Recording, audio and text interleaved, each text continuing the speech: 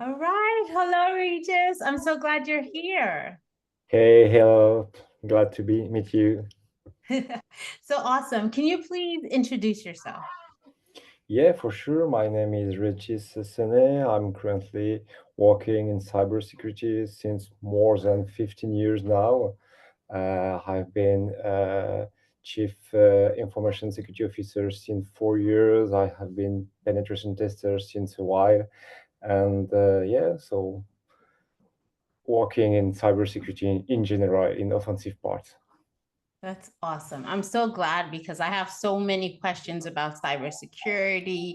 We work with cybersecurity teams, or we work with MSPs who need to understand cybersecurity, or just different kinds of people. So let's talk about it. What would you say is the cost of not doing cybersecurity from the beginning? And why do so many founders realize this cost by the time it's too late? Yeah, I think in general, founders are not really aware about cybersecurity as they don't really know the risk of an attack and also the cost because almost every day we see that some company are closing because a cybersecurity attack are spending a lot of money in order to try to resolve it, and it could be avoided if the cybersecurity has been made by default just at the beginning of the company. So that's a bit a shame, but we see almost every day something like that which happen. Okay, that makes sense. So some leaders might be thinking that, oh, I don't have a huge budget. I'm already spending a lot of my money to get this product, off ground and just like to get things done. So if a founder has a limited budget, but they want to invest in cybersecurity, what would you say is the bare minimum that they should start with? I think it's really depend of the company and what the company is doing. But for example, if a company is making some technical stuff, I will recommend to make some audits, some offensive audits such as penetration tests, security audits, audit configuration, or something like that. And in other cases, it's also possible to perform a kind of risk analysis in order to know and understand where are the risk in the company. So maybe if the big risk if is the finance part, okay, you know it and you have to and you can make some efforts or make some investment on this part. If the risk is on the infrastructure part, you can add something more or hire uh, people on that stuff. So yeah, maybe the risk analysis in general could be interesting in order to really know what the risk is for the company and for the product. Okay, so I'm hearing it depends on the company, start doing some audits. But Yeah. how would they know what kinds of audits to do? Because, cybersecurity might not be their expertise. So, what would be the first step in thinking about those kinds of audits? Yeah. I think it's really important to for any funder to follow people who are working in cybersecurity since a while. I think having a security team, having a CISO is really important at the beginning of the project because if security guys are here since the beginning, it will be also possible to gain some time in order to avoid any mistake because frequently we saw that the company founder make many mistakes regarding the cybersecurity, and after that it's taking a lot of time in order to correct, to patch, and it could be avoided if cybersecurity was here at the beginning of the project. So yeah, if I can give one advice, it's really take care of the cybersecurity since the beginning of the company, and maybe why not have people on from the cybersecurity in the as part of founder maybe, or first or second employee could be really, really good things. Okay, so let's talk about that. You said you're seeing and you're hearing about these organizations that are making these little mistakes that can be so costly. So can you tell me a little bit about like what are some common mistakes, cybersecurity mistakes that some of these teams make, but they don't even realize it until it costs them a lot of money and time and all of that? Yeah, I think two of them are really interesting because they are not pointing on the same way. The first one, for example, is the secure development. There is a lot of developer in every country, but we each time we perform any penetration test, any security audit, it's possible to find any attack possible on the source code, because yeah, the developer know how to develop, but doesn't really know how to develop securely because they need to go quickly. And I was at school because I'm trainer at school, and sometimes they just learn how to make some code and never learn to make secure code. So I think that's the first really important part, because if your code is insecure, all your application is really weak in terms of cybersecurity. So I think that's the first part, which is really important, some kind of awareness for developers and everyone regarding cybersecurity. So it's a technical part, and maybe more HR part is the offboarding session, because when people arrive in the company, frequently they have all access to whole tool of the company, and frequently, unfortunately, when they leave, they still have their access for many weeks, many months, and that could have that could make some trouble to the company, because, for example, if it was an IT guys or an infrastructure guys, and it still have whole access on everything, that could be really harmful. And every 1 week, every 2 week on social network, we see that the company has been impacted, has been attacked by a ex-employee. So yeah, so that's really important to take care about it. And once again, in this case, HR need to work closely with cybersecurity guys in order to be sure that every access are cut at the end of some contract. So yeah, that's just not technical issue, but that's more important than just code. Yeah. That's so interesting because oftentimes when we think about cybersecurity, we're thinking about software, we're thinking about technical. But you're saying sometimes the weakest link is actually the people. So you need Often. an onboarding structure, you need an offboarding structure. So that's very interesting. Yeah. Yeah, the people are really often the weakest point in the company, because we will onboard and we will forget to offboard, because people will try to make code really quick, because they have some milestone and deadline, and so they will forget about some security stuff. Maybe if they are under pressure, maybe they will receive a phishing email and will click on it. So yeah, so that's why I really think that cybersecurity is a human first, and some awareness are really mandatory to avoid this kind of stupid attack. Mm, that's so powerful. So, okay, for people who don't yet have a CISO or someone who's in charge of security, how do we create a culture that's security conscious and so that everyone is aware and they're educated and they're paying attention and they're not falling for phishing attacks like you mentioned? Yeah, that's a good question. That's a good question. If no one from cybersecurity, if no security team is created, I should recommend it to create one. Really, because just regarding the awareness, that's a huge project. Many things regarding how to secure password, or secure how to secure code, how to detect a phishing.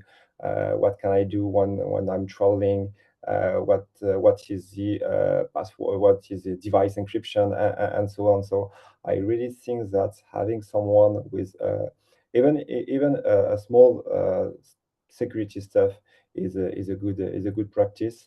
And if it's really not possible, I think that the CTO needs to take this point, because a CTO without any security concern is not really a CTO, I think. Oh, that's good. I like that last line. A CTO without a security concern is not a real CTO. Whew. I think. That is powerful. That is so powerful. So someone watching this or listening might say, okay, I know security is important, but I don't want my team to be afraid. I don't want them to start working slowly. I still need things to move quickly. So what would Mm, you say is the best way to balance that where you're paying attention to security, but you can still move quickly? yeah, yeah. I think many developer or CTO are wrong regarding regarding security, because it's it doesn't take too much time and just to include a security team at the beginning of the project, and just have, okay, we need to, for example, to develop a new authentication interface. Okay, wait, just have a talk, just have a quick discussion, 5 minutes, 10 minutes, in order to know what we will do and what you need in terms of security. And by the way, is the development will be performed with good security practice. Health, developer will make the development. The security team will maybe find some vulnerabilities, so they will have some recommendation. The developer will need to patch the source code, and so on, and it could take some time. But if the discussion has been performed at the beginning, the first code will be great. So I think that we need to discuss, every team need to discuss. And that's why I was saying that regarding the CTO, because I think the CTO is really the man or the woman in the middle of every technical team, development team, infrastructure team, security team, and have a global overview. And without this global overview, I think they will have some fear, and the development will not be as quick as it should be. Oh, okay. So what I'm hearing is that um if we invest the time in the beginning to be security conscious, then we will be fast as opposed to trying to patch things later. That's what will slow things down. And that's why being Yeah, security conscious from the very beginning actually saves you time and money and all the things that founders care about. Mm. exactly. I think cybersecurity is exactly like children or learning new language. When you start early, it's easy. It's easy because you have everything at the same place, and you can go on your project. If you have to learn at the end, maybe you will have to change a lot of things, and you will have some change to do, and it will take some many time. So yeah, so I think include the cybersecurity at the beginning. It's the best way in order to gain time at the end of the project. Okay, okay, makes sense. So I know a lot of people are talking about AI right now, and everyone's trying to figure out how to use AI to make their work more efficient. So are there any suggestions that you will have about using AI for cybersecurity, or if there are any lightweight tools that people can start with as they start thinking about hiring a security team? I think in some case AI could be interesting. Maybe regarding awareness, for example, sometime, for example, make some awareness regarding password, regarding phishing, and in order to send some mail to the team, in order to have a real culture of cybersecurity. So in that case, that could be interesting. Uh, but at the end, a security team is really important because AI don't have all the context. Is not possible. Is not able to perform deep security audits or something like that. But in order to help team or maybe help developers, sometime if developers are have some question regarding security of their code, that could be helpful. As today we see more and more company using AI to help the developer in order to code to develop quickly. But sometimes, yeah, quick and secure is not really similar. So we have to take care because also there is a lot of project using what we say vibe coding, and all these projects are quickly done but quickly undone because many security issues. So yeah, just be careful with the AI, I think. But in some cases it could help in order to make, for example, to make some awareness or to have some specific ID on security. But it will never replace a security team, I think. Wow. Okay. So you're saying a vibe coding is great, but let's not do any vibe security assessment because Yeah. AI will not have the full context. Okay. Yeah, All yeah. right. Vibe coding is working well, but if we open the code, sometime we see some error. So yeah. So if there is some vibe coder listening us, just be careful and be sure before sending it to production server. Okay. Okay. That makes a lot of sense. Make sure, even if you're vibe coding, you have somebody to come back and look at any security issues and just fix that as soon as possible. Yeah, yeah. I think it's really important. Yeah. Okay. So that makes a lot of sense. So someone listening to this might be like, okay, there's so many different things that I can do. But if we were to say start with one thing, this is the one thing, go and do this audit or do this assessment, and this will help you to see where you are the most vulnerable. What would that one thing be? What would you recommend? I think I will have almost the same answer as previously regarding the technical or the government part. And it's possible to or nor make a security audit, penetration test, a code audit, a configuration audit, an architecture audit, or something like that in order to have a technical point of view of the security of the application, of the perimeter, or so on. But also on the governance part, sorry, could be interesting to make a a risk analysis in order to really understand where the company, where the project, where the perimeter is at risk. Yeah, that could be really helpful for the future. And with this risk analysis, it's possible to understand and to have some, for example, some budget for this stuff, or any other one. Okay. Wow. That makes sense.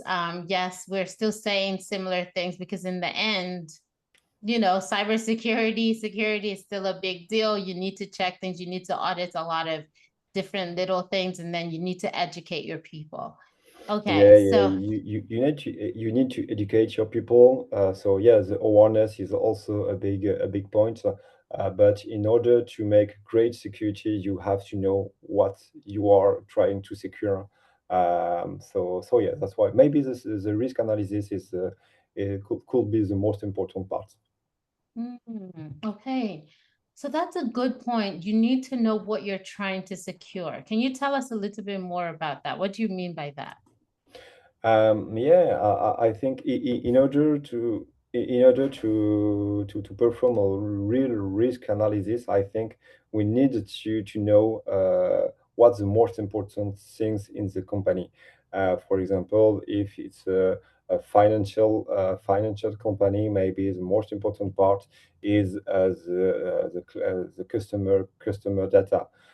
If you are an online website, maybe is the availability of your website. So you need to really know what's the most dangerous scenario which could be happen to your company. What's the most dangerous thing that attacker or anything else could perform on your perimeter and have some damage on your company. And by this way, maybe you will have you will use some backup. Maybe you will have some tool in order to ensure the integrity. Maybe you will work on the confidentiality of your customer data. So yeah, so I think it's when you perform a risk analysis, you really need to understand what the company do, what the company treats as data, and what the worst scenario ever for this company and for the client of the company. And using this worst scenario, you will be able to, okay, I will start by performing some awareness, I will continue with some penetration tests, and I will finish by some governance and process for, I don't know, for example, for password change or something like that. So I think the worst scenario case could have a great overview of what could be done and what should be done on the security stuff. Mm, that's so good because what you're saying is that cybersecurity is really important, but you need to prioritize what you need to really protect. So, not everything is going to get the same amount of intensity of security. Yep. So, but you need to do that risk analysis and know what you're trying to protect. And then that way you will know, let's put more money and more energy to protect this particular data set, while the other stuff, we don't have to be as strict with it. Yeah, exactly. Because we know that no company have a security team of 1,000 people. But so yeah, we never have an unlimited budget, and so yeah, we need to make some priority, and we need to secure the most dangerous parts. And maybe in 1 year, in 2 years, we will be able to secure and to increase the security of what has been done and what is not done yet. So because attackers are trying to break the security every day, every minute, every hour.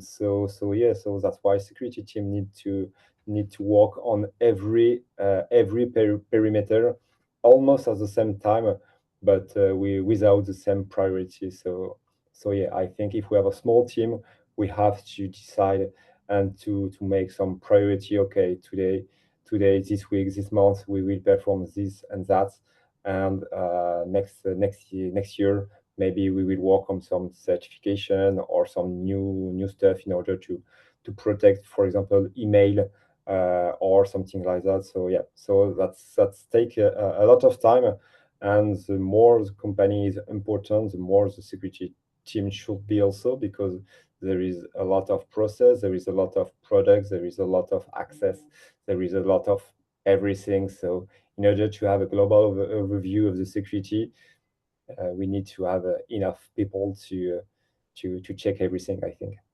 Mm, that's so good. So I'm just like, I have so many more questions, but time is fast spent. So because the more you talk, the more I'm like, this is so important. This is so good. So someone watching this or listening to this might be like, oh, I need to talk with you. I need to tell you about my specific issues and get your feedback. So what's the best way for them to connect with you? Yeah. Speaking about security, could take a lot of time, but if someone is interested, you can contact me directly on LinkedIn. Régis Senet is a easiest way to contact me. So Okay. so feel free. Okay, sounds good. So they can reach out to you on LinkedIn. I really want to say thank you so much for your time. I know this is a very busy season for you, so I really appreciate your time. Thank you. My pleasure.